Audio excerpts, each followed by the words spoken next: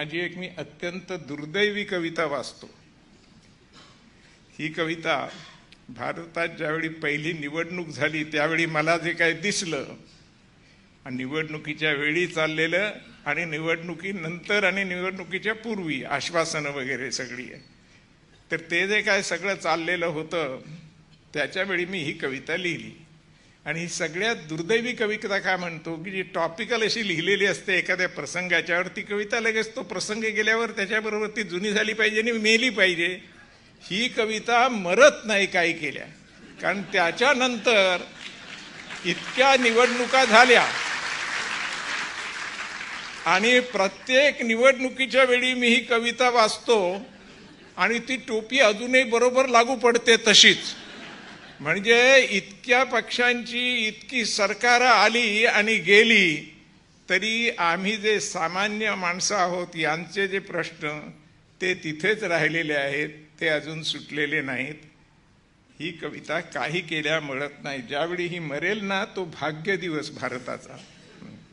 सब घोडे 12%, जितकी डोकी तितकी मते, जितकी शिते तितकी भूते, कोणी मवाळ कोणी जहाल, कोणी सफेद कोणी लाल, कोणी लठ्ठ कोणी मठ्ठ, कोणी ढिले कोणी घट्ट, कोणी कच्चे कोणी पक्के, सब घोडे 12%। गोड गोड जुन्या थापा, गोड गोड जुन्या थापा, तुम्ही पेरा तुम्ही कापा, जुन्या आशा नवा चंग, जुनी स्वप्ने नवा भंग, तुम्ही तरी करणार काय, त्याच त्याच खड्ड्यामध्ये तोच तोच पुन्हा पाय, जुना माल नवे शिक्के, सब घोडे 12%।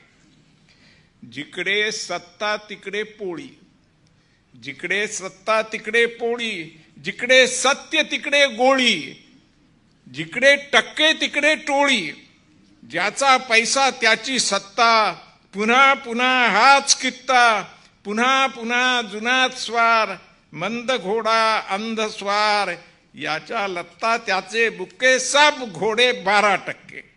सब घोडे चंदी कमी, सब घोडे चंदी कमी, कोण देईल त्याची हमी, डोक्यावरती छप्पर तरी कोण देईल माझा हरी, कोणीतरी देईन म्हणा, कोणीतरी देईन म्हणा, मीच फसवीन माझ्या मना, कोणीतरी देईन म्हणा, मीच फसवीन माझ्या मना, भुकेपेक्षा भ्रम बरा, कोण खोटा कोण खरा, कोणी तिर्या कोणी छक्के, सब घोडे 12%।